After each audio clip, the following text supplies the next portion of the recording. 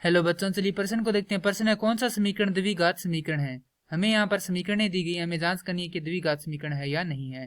तो यहाँ से हम इसे देखेंगे तो समीकरण है हमारे पास 2x योग 1 गुणा में 3x योग 2 बराबर 6 गुणा में x घटाव 1 गुणा में x घटाव 2।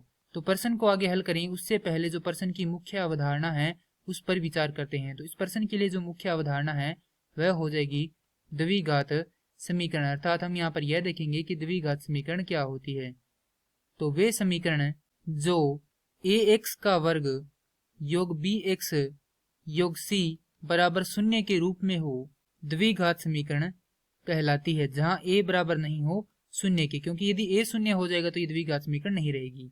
अब समीकरण दी गई है प्रश्न में 2x योग 1 गुणा में 3x योग 2 बराबर 6 गुणा में x घटाव 1 गुणा में x घटाव 2। तो यहाँ से अब इस प्रश्न जो समीकरण दी गई है इसको थोड़ा हल कर लेते हैं। तो हमारे पास आएगा 6x का वर्ग योग 4x योग 3x योग 2 बराबर 6x का वर्ग घटाव 12x घटाव 6x योग 12। अब यहाँ से हम देखें तो 6x के वर्ग से 6x का वर्ग कट जाएगा और यहाँ पर ये हो जाएगा 7x योग 2 बराबर ये हो जाएगा ऋणात्मक 18x योग 12। तो इसे हल करेंगे तो हमारे पास आ जाएगा 7x योग 18x योग 2 घटाव 12 बराबर 0, क्योंकि इन दोनों जो पद है उनका क्या कर दिया, इधर पक्षांतरण कर दिया। अब हमारे पास यहाँ पर आएगा 25x घटाव 10 बराबर 0। अब हमारे पास ये एक समीकरण आ चुकी है।